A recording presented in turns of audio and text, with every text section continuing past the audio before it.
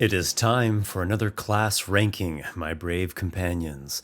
This time we're going to be taking a look at the Paladin class. I'll go through the general Paladin features from levels 1 through 20, rating each feature from F through S tier, and then I'll go through all the features of the various sacred oaths, aka the Paladin subclasses, all the official ones that we have seen published up to this point. Then, at the end, we'll get a ranking of all the Paladin subclasses as compared to each other. The Paladin is the holy knight of Dungeons & Dragons. For much of the game's history, Paladins had to be lawful good. They had to uphold oaths and vows and follow strict codes. While this did give the class a well-defined identity, it also made it a fairly narrow class in terms of modes of expression. Over time, the Paladin gained in flexibility and in variation. Now, as we see in 5th edition, there are many kinds of Paladins, though they still maintain their essential spirit of an oathsworn warrior who upholds certain tenets, wielding weapons as well as divine magic. I've seen the Paladin played a lot over the editions, 5e probably more than ever, so it's long been a powerhouse capable of doing many different things, most notably being a frontline fighter that can invoke tremendous smites, heal and cure and ward, as well as call upon some other effects of various utility. All of this mechanical strength, combined with its solid role-playing orientation, makes the Paladin class an attractive option for many people. Before we wade into the fray, I would like to call upon you, dear viewer, to subscribe. I am on a holy quest to reach 100,000 subscribers, and with you I can reach this milestone. Follow the light. Feel the emboldening aura, and let us venture bravely forth. Let's get started now with the Paladin general class features. The Paladin is on par with the fighter in terms of having a D10 hit die and proficiency with all armor, shields, simple weapons, and martial weapons. Physically, it is a really tough and strong class, and only the Barbarian has a larger hit die. Your proficient saving throws are Wisdom and Charisma, which help you stave off some really nasty things like mind control and forced teleportation or banishment. If you consider that you will probably also have a good strength and constitution, you really have one of the best saving throw spreads in the game. Dexterity potentially is not going to be great, and intelligence most likely is your Achilles heel. More on how the Paladin is awesome for saving throws in a bit though. As a Paladin, you can select proficiency in 2 skills from the list of Athletics, Insight, Intimidation, Medicine, Persuasion, and Religion, and no tools. Helpful, but nothing to cry hallelujah about. Divine Sense, 1st level. Starting at level 1, you can detect the presence and location of Celestials, Fiends, and Undead, as well as consecrated or desecrated objects or places. In certain situations, this feature can be very useful, and certainly it's quite flavorful. It's a nice secondary feature that fits the Inquisitor, Seeker, Holy Knight theme of the class. Lay on Hands, 1st level. You have a pool of healing equal to 5 times your Paladin level that you can use per day. As an action, you can touch a creature and spend from the pool of hit points, whatever amount you want. Alternatively, you can cure poisons and diseases at a cost of 5 points each. This is a fantastic class feature that gets better every single level that you gain, and it gives you access to one of the very rare instances of healing without spending spell slots. Fighting Style, 2nd level. As we saw with the fighter, fighting styles are overall quite helpful, though they can vary a little bit in how effective they are for your particular character. In the case of the Paladin, you get a fighting style at 2nd level, and you have a couple less options than the versatile fighter. Tasha's Cauldron of Everything added some new fighting styles, so I will include them as well. You can choose between the following. Blessed Warrior, which provides you with 2 cleric cantrips, something like Sacred Flame and Guidance, or Toll the Dead and Thaumaturgy. It's quite a cool option in my opinion. Blind Fighting for 10 feet of blind sight, which is pretty short range, but it can come in handy in certain situations. Defense for +1 to AC, which is plain and boring, yet pretty effective. Dueling for +2 to damage when wielding just a single weapon. It's a good option, especially if you're using a shield. Great weapon fighting. When wielding a two-handed weapon or a versatile weapon in two hands, you can re-roll 1s and 2s on the damage dice. This feature is effective as well as fun, both in that you get to enjoy the re-roll and in that it reduces how 1s and 2s are disappointing, especially on big weapons. Interception, which allows you to spend your reaction when an ally within 5 feet is hit by an attack, and you reduce the damage by 1d10 plus your proficiency bonus. And a similar option, Protection. When you're using a shield and someone attacks an ally within 5 feet of you, you can expend your reaction to impose disadvantage on the attack roll. It is fairly situational, but it can potentially save an ally's hide. Spellcasting, 2nd level. Paladins prepare spells like clerics do, selecting each day from the entire list of paladin spells. As you are a half-caster, your spells come at 2nd level. You progress through the spell levels at a slower rate than a full caster like a cleric or a wizard, and you cap out at 5th level spells at paladin level 17. As well, your amount of spell slots are also less than a full caster. Nonetheless, you do get a pretty decent amount of spells, and they're going to serve you very well in many circumstances. All of the smite spells are great in their own way, plus you have things like Compelled Duel, Protection from Evil and Good, Shield of Faith, Crusader's Mantle, Fine Steed, and many curative spells, including a couple that bring people back to life. Divine Smite. Also at 2nd level, you get another incredible class feature. Divine Smite deals an extra 2d8 radiant damage when you hit a target with a melee weapon attack. You have to spend a spell slot, and you deal an additional 1d8 radiant damage for each spell slot above 1st level, and an additional 1d8 radiant damage if the target is a fiend or undead. Burning through your spell slots can be a fairly limited resource, especially at low levels, but the amount of damage you can deal on a single hit, particularly on a critical hit, is tremendous. The Paladin has an amazing level 2. I'd say it's the best level 2 of all of 5th edition classes. Probably the Fighter and the Druid coming in next. Divine Health, 3rd level. You gain immunity to diseases, which sounds good, but honestly, between your lay on hands automatically curing diseases, and the fact that diseases are actually pretty rare in 5th edition and easy to recover from naturally, pure immunity isn't that much of a benefit. In my own games, I make things like diseases and curses and poisons a little trickier to cure or remove, which would actually make Divine Health a stronger feature in my campaigns, but as is in standard D&D, it's pretty minor. You also make your Sacred Oath at 3rd level, but we will look at those subclasses here in just a moment. Extra Attack, 5th level. Attacking twice instead of once is one of the best things ever for a warrior class. What else needs to be said? Aura of Protection, 6th level. How about another spectacular class feature? Yes, please? As long as you're conscious, you and all allies within 10 feet of you gain a bonus to all saving throws equal to your charisma modifier, which at 6th level will most likely be +2 or +3. Potentially could be even higher, and at higher levels will most certainly be higher. The aura increases to 30 feet at 18th level. This is possibly the best saving throw class feature in all of 5e, and its only slight drawback is that the allies need to stay pretty close to you for them to get the benefit.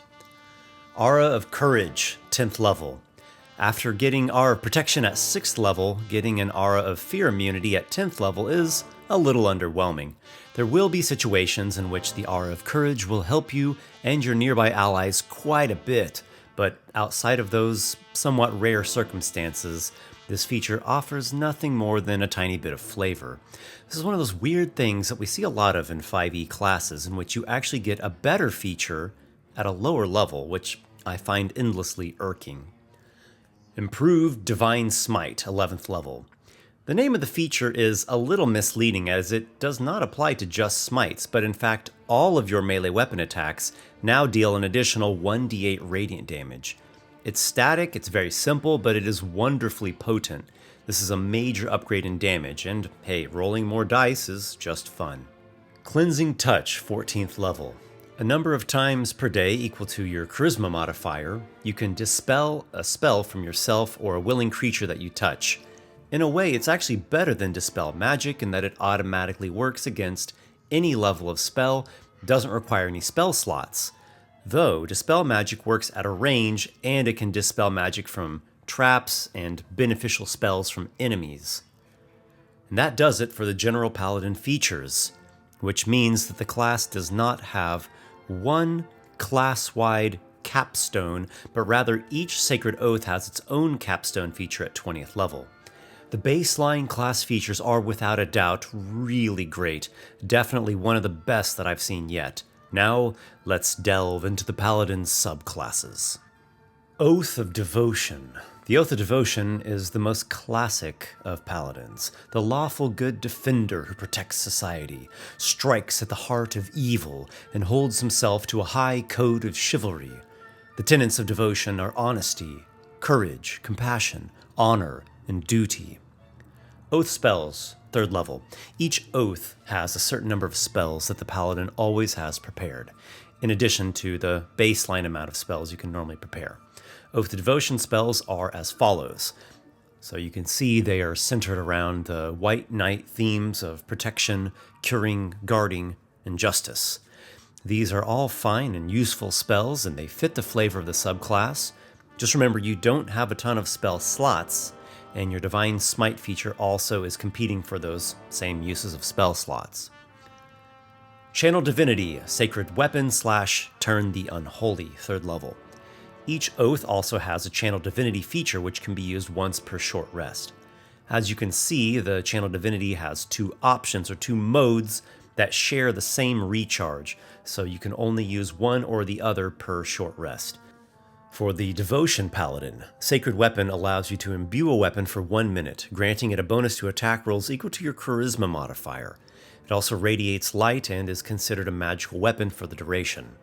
Turn the Unholy is similar to a Cleric's Turn Undead, except that it also affects fiends. A turned creature is essentially frightened of you, and it must spend its turns running away from you for 1 minute or until it takes damage.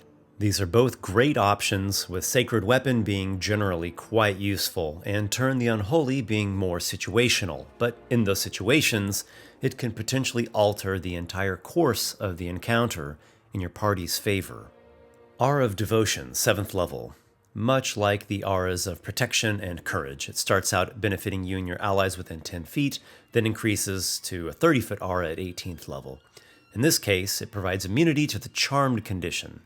Just like with the Fear Immunity aura, it's pretty situational, but in those situations it can be a lifesaver, or at least very helpful as a mental defense. Purity of Spirit. You are always under the effects of a Protection from Evil and Good spell, which specifically means that aberrations, celestials, elementals, fae, fiends, and undead have disadvantage on attack rolls against you, and they cannot take possession of your mind. This provides you no benefit against other creature types, like humanoids, giants, dragons, monstrosities, etc., but those 6 that are listed are fairly common, especially at this high level when you're often fighting against forces that threaten all of existence.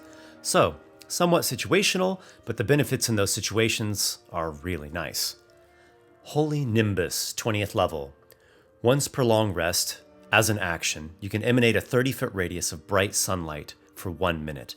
An enemy that starts its turn in this area takes 10 radiant damage, and you have advantage on all saving throws against spells cast by fiends and undead.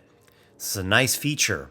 Maybe for 20th level I would have appreciated something even more epic, as Holy Nimbus has the power of a feature several levels lower, but I can't complain much if we compare it to lackluster capstone features like we've seen with other classes. So, I don't have anything bad to say about Oath of Devotion. It's a classic paladin. It functions quite well and it has some really good features. It could be improved a little bit, but it doesn't have any major flaws. It's a really solid choice for a classic holy paladin. Oath of the Ancients. The next oath that we come across is the Oath of Ancients, also known as the Green Knight or the Fey Knight. This is a paladin who sees the good side of nature and of people.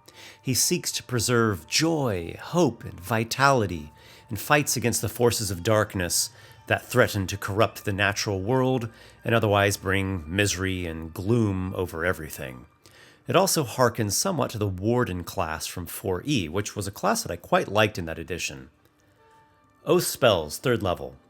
The Ancient's Paladin receives the following spells. They have nature and fey themes. They provide a mixture of role-playing and combat options, including some nice ranged options.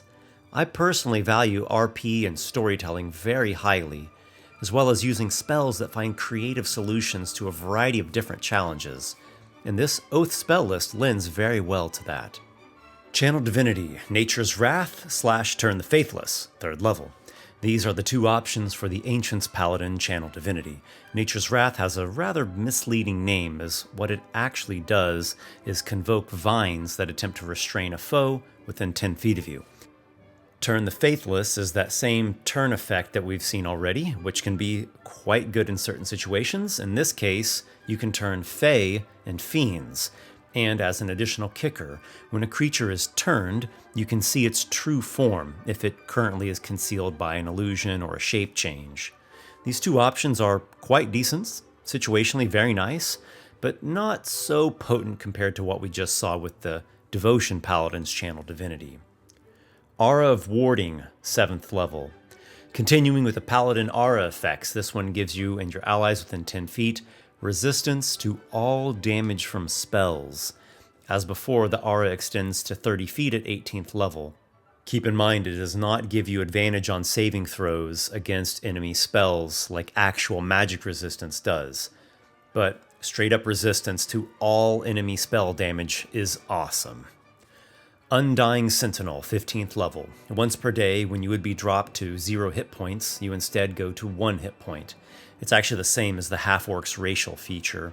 As a secondary benefit, you suffer none of the drawbacks of old age. You cannot be magically aged. It's decently cool, it's pretty effective, but it seems like something that you should get at a lower level. Elder Champion, 20th level. Once per day as an action, you can enter an enhanced state for a minute, becoming like a tree folk or a mighty beastman.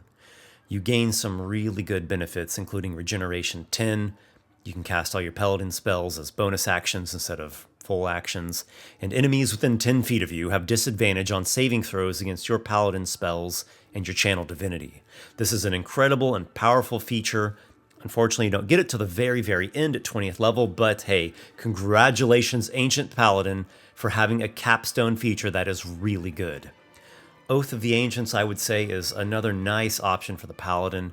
I do wish it had a little something more, perhaps a little more spell support, something that would have made it a bit more of a spellcaster, or perhaps a defender ability like the Warden had in 4E, where you could mark an enemy, and if said enemy then attacks an ally instead of you, you can pull it closer to you and slow it, or make some kind of opportunity attack against it.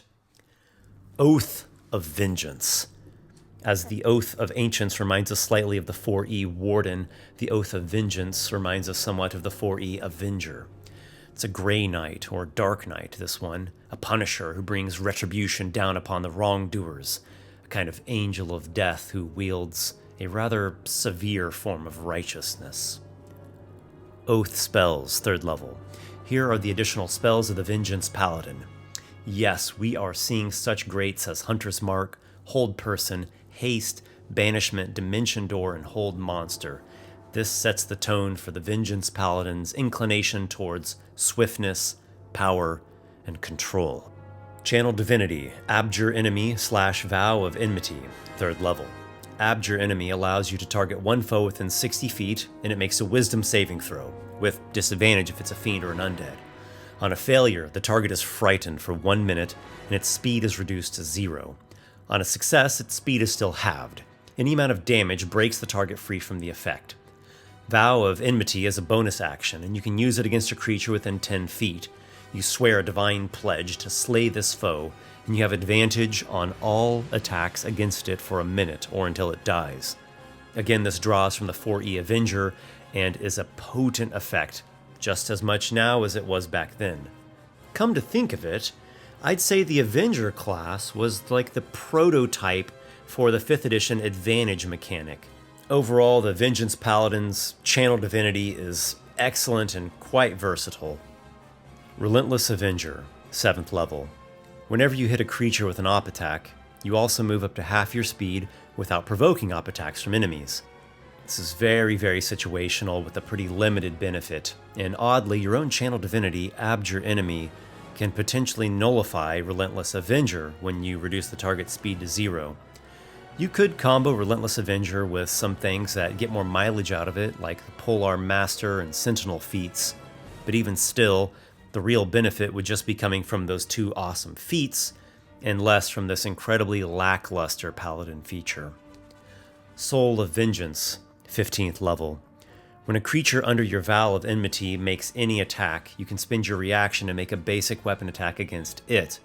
Quite a damn good feature here, though 15th level, so I would hope for it to be at least this strong. Avenging Angel, 20th level. As your capstone feature, you can enter a special form once per day, like how the Ancient's Paladin can. Keep in mind this does require your action to use and lasts for only a minute. You gain a flying speed of 60 feet, and you have a 30-foot fear aura, such that the first time an enemy starts its turn there or enters there in an encounter, it must succeed on a wisdom saving throw or be frightened for 1 minute and grant advantage to all attacks made against it. There's no further saves for the target to throw off this effect, though if it does take any damage, the effect immediately ends. It's not a terrible capstone feature, but it definitely could be better. The Vengeance Paladin has a strong theme going on, and it comes out of the gates guns blazing with two great features right at 3rd level. But its turd of a 7th level feature and its mediocre capstone hold it back from true greatness that so many claim that it possesses. Also, I should point out that a couple of your key features rely upon frightening the enemy, and there are a number of enemies that are immune to being frightened. A lot of people said this was the best of the Paladin oaths. In fact, I took a poll while I was grappling with figuring out which Paladin subclass should be ranked at number 1. The Vengeance Paladin won that poll by a large margin. I can only guess that this has much to do with its really good 3rd level features. Oath of Conquest. Moving on to Xanathar's Guide to Everything, we have 2 Paladin subclasses, the first of which being the Oath of Conquest. This oath is a lawful evil, maybe lawful neutral type who wants to utterly crush the forces of chaos and dominate all that he has triumphed over. These overlord paladins are referred to as Knight Tyrants, Ironmongers, even Hell Knights. They value immense strength, ruling with an iron fist, and stamping out all hope of rebellion or revolution from the subjects. Oath spells, 3rd level. The oath spells of the Conquest Paladin are quite effective. Spiritual Weapon, I think, is a fantastic supplement for a class that already does high damage. There are a lot of offensive spells, from Command to Hold Person, Fear to Dominate Person. Normally these are tremendously effective spells, though as Paladin you are divided between Strength and probably Constitution too, and then your Charisma. So your spell save DC might not be quite as high as a full caster. You could go the route of prioritizing your Charisma and your spells, but then you'd have to consider if playing a full caster just wouldn't be a better option. You'd have more spell slots, and you'd get the spells at earlier levels, and not be splitting the slots with smites. Channel Divinity, Conquering Presence / Guided Strike, 3rd level. You have 2 highly effective Channel Divinity features that work basically in any encounter. Conquering Presence frightens each creature you choose within 30 feet, and Guided Strike adds a +10 to hit on any one attack. Aura of Conquest, 7th level. This aura reduces the speed of creatures frightened by you to 0 feet, and such a creature takes psychic damage equal to half your paladin level whenever it starts its turn in the aura. As usual, the aura is out to 10 feet, then goes up to 30 feet at 18th level. Combining this with your Channel Divinity or a spell like Wrathful Smite or Fear, and you can potentially lock a melee enemy out of striking range, or lock an enemy rogue or mage within your melee reach. Of course, there are a number of monsters that are immune to fear, so this won't help you in those cases. This aura is possibly an immensely strong effect, though the trade-off is that you have to combo it with other things, otherwise it's not doing anything at all. Scornful Rebuke, 15th level. This is a rather strong feature. It deals psychic damage equal to your charisma modifier to any creature that hits you with an attack. Every time, any kind of attack. The only downside I can really see to this feature is the monotony of constantly having to remind the DM to deal this damage to the monsters, so that's probably going to get pretty tedious. Other than that, damn, Conquest Paladins total up a ton of damage. Invincible Conqueror, 20th level. Once per day as an action, you can transform into an avatar of Conquest for a minute. During this time, you have resistance to all damage.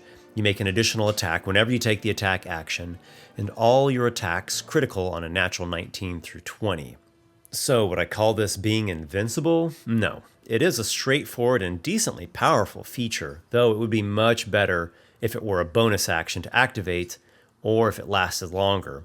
Spending an action for 1 minute of an effect is a lot to ask, especially at 20th level. Oath of Conquest is nothing to sneeze at. It's a high-powered, offense-oriented basher with the potential for some nasty control. It's too severe and devil-like for many characters, but for some, it will work incredibly well. Oath of Redemption. In contrast to the Hell Knight is the Oath of Redemption Paladin, aka the Redeemer. They believe in using violence only as a last resort, and if possible, prefer to use benevolence and other lofty ideals to help wrongdoers see the wickedness of their ways and convert over to the light. They believe in peace, diplomacy, patience, wisdom, and preventing people from being corrupted, such that they remain in a more innocent state of being. Oath spells, 3rd level. I really like the Redemption Oath spells. They provide you with a great mix of offense, defense, and utility, including a lot of spells not normally associated with paladins, such as Sleep, Counterspell, Hypnotic Pattern, Otoluk's Resilient Sphere, and Wall of Force. Go to sleep. Don't cast that spell. Watch the pretty lights. Stay in your bubble. Channel Divinity, Emissary of Peace / Rebuke the Violent, 3rd level. These are two unique options, with the first one giving you a +5 bonus to persuasion checks for 10 minutes, which is a major enhancement that you can use all the time during role-playing interactions. It's actually above and beyond the kinds of enhancements typical of 5e. Rebuke the Violent is a reaction which you use when an ally takes damage. The attacker takes radiant damage equal to the damage that it just dealt, or half as much on a successful Wisdom save. Aura of the Guardian, 7th level. Whenever a creature within 10 feet of you takes damage, you can spend your reaction to take the damage instead.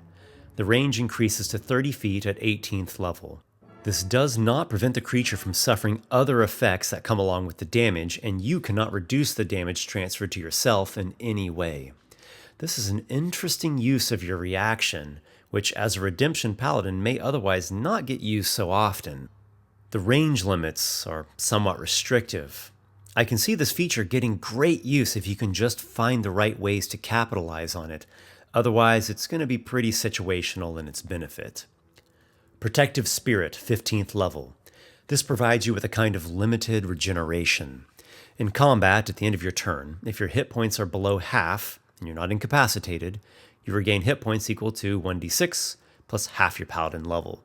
So, at 15th level, it's going to be something like you regain 1d6 plus 7 hit points if you end your turn with less than 62 hit points. This combos nicely with the Aura of the Guardian and is generally useful. Emissary of Redemption, 20th level. You become an Avatar of Peace at 20th level, which provides 2 benefits. You have resistance to all damage dealt by other creatures, and whenever a creature hits you with an attack, it takes radiant damage equal to half the damage it dealt to you. If you attack a creature, cast a spell on it, or deal damage to it in any other way other than this feature itself, the benefits of Emissary of Redemption don't function against that particular creature till you complete a long rest. So, as long as you're not needing to personally focus offensive effects onto a creature, this will serve you wonderfully well. At the very least, it's going to discourage a monster from attacking you. The best part about this feature is that it's passive. It's something that's always active, unlike the other oaths that require you to spend an action to get just a minute of benefits, maybe 1 hour. The Oath of Redemption is a refreshingly unique take on the Paladin, and what I like best is, in fact, its uniqueness. It lends to you playing with different tactics and probably a different style of role-playing, and not just different for you, but really pretty different than D&D in general. You could say that this is the healer build for the Paladin, but it's more than that. It actually taps into something philosophical that gets expressed and incentivized through the mechanics. I applaud the designer of this subclass. So that wraps up the Paladin Oaths from the Player's Handbook and Xanathar's Guide. For the sake of this video not being massive in length, I'm going to rank these oaths that we have so far. Think of it as the semifinals. Then in part 2, I'll cover the Paladin subclasses from the Sword Coast Adventurer's Guide, Tasha's Cauldron of Everything, and the Oathbreaker from the Dungeon Master's Guide. I'll put everything together in a final ranking. You may find this shocking, but for the semi-final ranking, Oath of Vengeance comes in last place. Don't get me wrong, it's a really good subclass. It's very good at what it does. But its terrible 7th level feature and its mediocre capstone are really what hold it back. Then Oath of Devotion, which again is a great subclass, just has a couple little shortcomings that cause the other subclasses to outshine it slightly. Then Oath of Conquest, which is a force to be reckoned with, though too lawful evil harsh for most characters. Next comes Oath of Redemption. It's a fresh, new take on a paladin centered on redemption, defense, support, and peace. And on top, at least for the moment, is Oath of the Ancients, which branches out the paladin to all kinds of territory, managing offense, defense, utility, and multifaceted role-playing and aesthetics. I really want to emphasize again that I think all of these paladin subclasses are great options. None of them disappoint me in the least, and I feel interested in playing all of them. Literally, this ranking order just comes down to a slight difference on a couple of points. The paladin class is just so potent, so versatile and strong in many areas. You can't really go wrong here. But we'll see what we come upon with the other oaths soon enough. Thank you for watching and showing me support in whatever way. Keep your temple flames burning bright, and may your adventures be many, my friends.